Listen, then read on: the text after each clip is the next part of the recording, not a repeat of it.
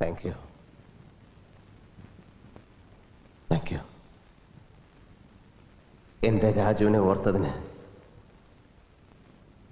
നന്ദി.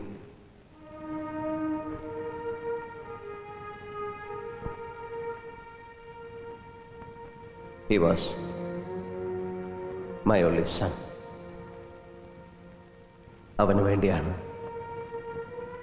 അവന് വേണ്ടി മാത്രമാണ് ഈ പാവം അച്ഛൻ ജീവിച്ചത്. പക്ഷേ I know, yes, it's fate. എന്റെ മകന് സ്മാരകമായി മാറേണ്ടത് ഇവരാണ്. എന്നും നിലനിൽക്കുന്ന സ്മാരകങ്ങൾ.